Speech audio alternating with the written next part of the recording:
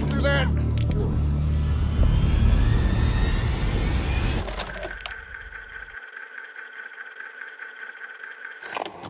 R.I.P.D. is a 2013 wannabe summer blockbuster starring Ryan Reynolds as Nick, a Boston police officer who has a pretty bad day at work thanks to his corrupt partner. お前はもう死んでいる。何?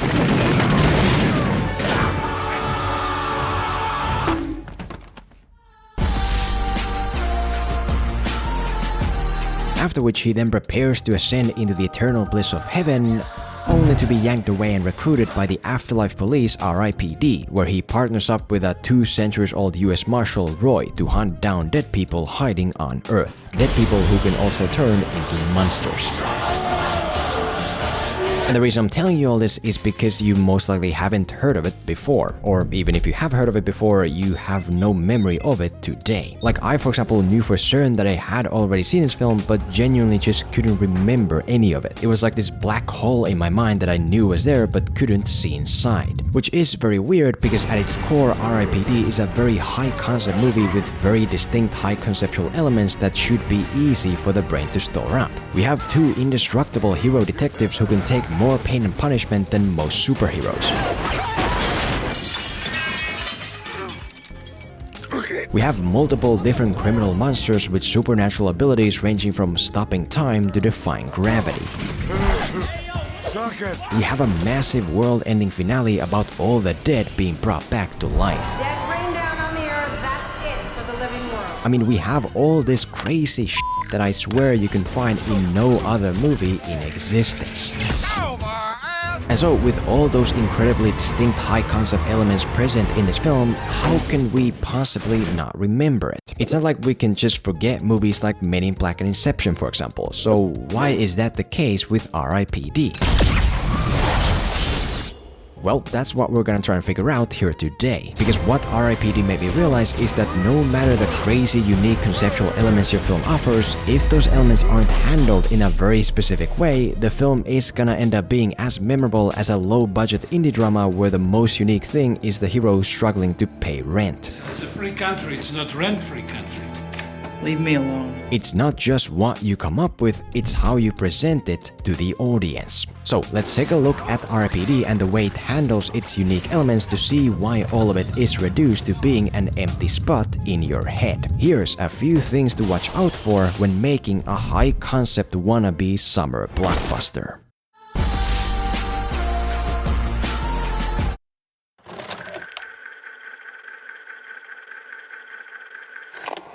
The first reason for why the high-concept elements in this movie are so insignificantly forgettable is because the scenes they appear in always play out as the most basic face-value depictions of their general descriptions.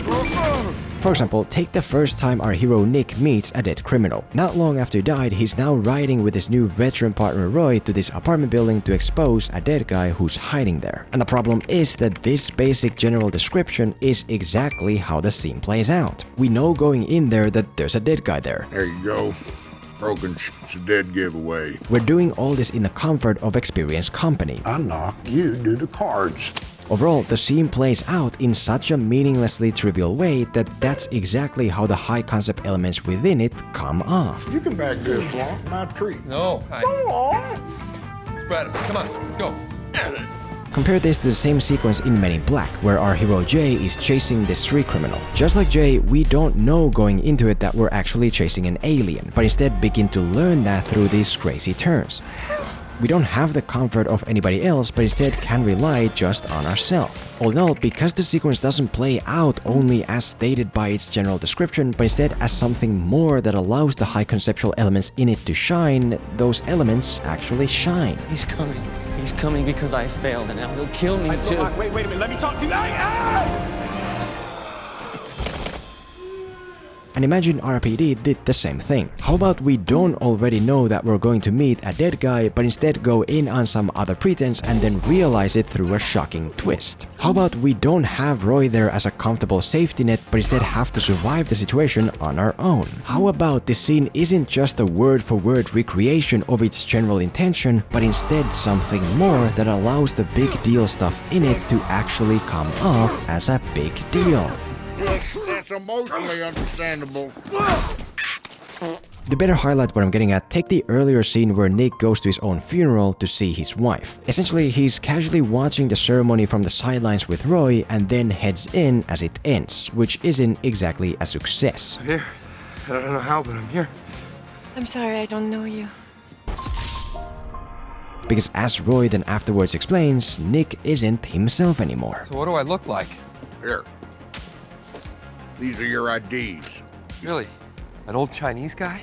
And again, the issue is that the scene recreates only its basic intended description and nothing more, which makes even the incredibly significant moment of interrupting your own funeral seem as significant as a loaf of bread, when it should be so much more. How about instead of Nick just being taken to his funeral, there's a rule against doing that, which then makes him go rogue right away and run off to see his forbidden wife in a fit of emotional desperation? How about instead of just waiting for the least intrusive moment, he bursts into the funeral right in the middle of it to create a big disturbance? How about instead of just being told later on that he doesn't look like himself anymore, he realizes that in the heartbreaking moment where his wife doesn't recognize him anymore? How about you let this scene be more than just its general intention so that the special stuff in it can actually feel special?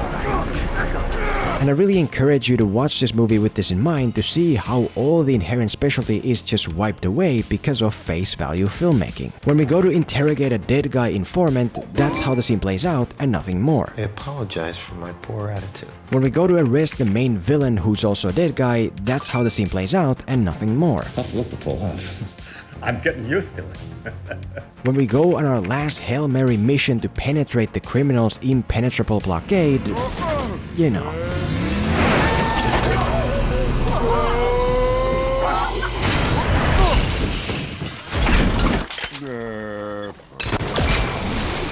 It's not always the case, but it is usually the case. A random firefight scene against some random cartel bad guys is exactly the way that firefight itself plays out. And don't do that. In Tenet, for example, the opening firefight constantly evolves from a hostage situation to an extraction of a person of interest to all this other stuff, which means that the eventual inciting incident is then actually built on something that makes it feel significant. If your scenes carry something special, then have them play out as such, not just as face value depictions of their general descriptions.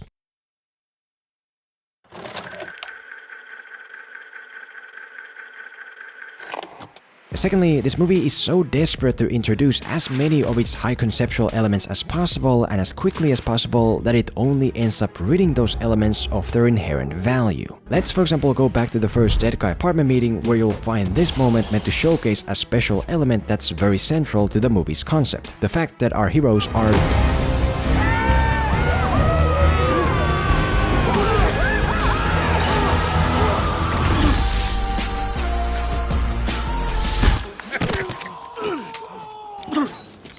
Might have noticed we're pretty durable. And since this movie has police officer heroes who are basically indestructible, that by logic should be specific enough to at least be memorable to the audience, because other buddy cop movies like this don't really exist. But the reason it isn't memorable, at least not to the extent that it should be, is because we don't actually learn about the indestructibility element through this significant action. We already did so in the beginning, where some studio executive threw in this. There I am. 3 or 4 days ago, I didn't know this world existed. But 3 or 4 days ago, I wasn't in the rest in peace department. Right, so the point I'm getting at is that the reason this indestructibility element doesn't feel strong enough to stick is because it's not established in that way. It's established as this tiny passing wink to the audience in a way that that's all it ends up being, a tiny passing wink. And it's the same thing with pretty much every high concept element in here. We don't find out about the R.I.P.D by seeing its officers handle a monster situation in practice. We get told about it in a blank room. We find dead people that have managed to escape judgment. We ship them off back down to where they belong. We don't find out about the dead creatures hiding on Earth through some crazy first-hand encounter. We get told about them like they're animals in a zoo. Call them deados. Until they pop, they look like regular people, so no one except us knows they're monsters inside. We don't find out about our new identity through a heartbreaking moment of losing our wife. We read it off a card. Really? An old Chinese guy? I mean, when we find out that there's a bad guy with the ability to run on walls, it's not like that ability turns out to be a big significant part of the movie. It's just another cool thing that the movie throws in form of this one brief passing moment. Thank you very much. And it's not just how the movie establishes the elements, it's also how the characters react to them. Take for example the moment where Nick wakes up after dying to find the world standing still around him as he then begins his ascension to the heavens. Like visually this stuff is powerful enough that there's no way it shouldn't stick with you, until you see Nick's reaction.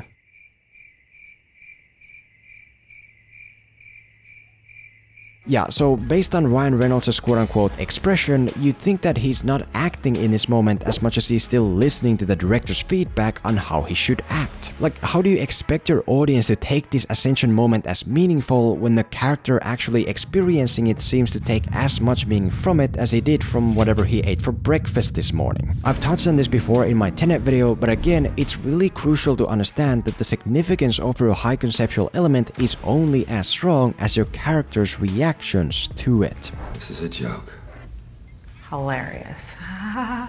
Wake me up! Wake me up! Wake me up! Wake me up! As one more example, take the main plot of the movie, which is about stopping the bad guys from assembling this ancient golden idol that can bring back all the dead. Very high conceptually special on concept level. But when it comes to the actual established reason for why we're doing any of it... An incredibly dangerous artifact known as the Staff of Jericho. The dead rain down on the earth, that's it for the living world. Yep, massive destruction. If saying it would only make it so.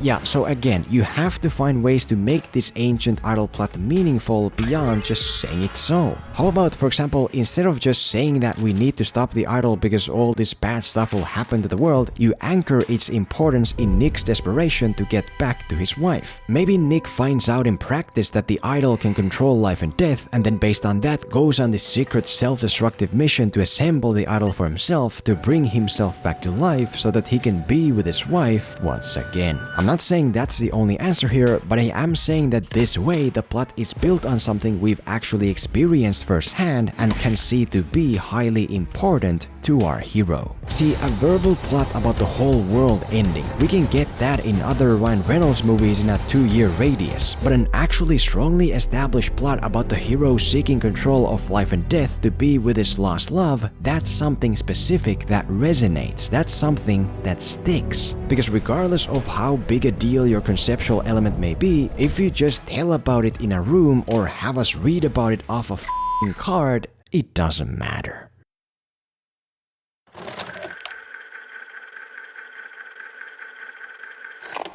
Finally, this movie also degrades its conceptual elements by having those elements drive the characters, which makes the characters forgettable and this way also the whole movie. Take for example our main hero Nick, who at first glance might seem to be pushing things forward with his own actions. After having stolen strange gold from criminals to buy him and his wife a bigger house, he then decides against that, which leads him to getting team killed by his corrupt partner. I can't let you turn that gold in. What? After dying because of that decision, he then agrees to be recruited by the R.I.P.D to see his wife again. After not being recognized by his wife, he then goes with Roy to hunt the first dead guy in the apartment building, and after finding familiar gold from that dead guy, he starts investigating it to uncover the mystery of his own death. Well, Ricky was trying awfully hard to protect this gold. Don't you think we should try to figure out what it is? Trust me, it's nothing. But what you'll notice on a closer look is that it's not actually Nick's actions pushing things forward. It's the conceptual elements making those actions for him. Like, if Nick is a good guy who lives a happy life with his wife in a decent home, why would he have stolen the gold in the first place? Well, because that's what needs to have happened. If Nick has done nothing specific to be recruited by the R.I.P.D, why would they recruit him? Well, because that's what needs to happen. If Nick really joins the R.I.P.D just so that he can go back to his wife and also get back at his corrupt partner, why would he just forget about that after one failed effort? Well, because if the reason for going to meet the first dead guy isn't to get the gold he's hiding, how the hell can we just randomly happen to find that gold on him?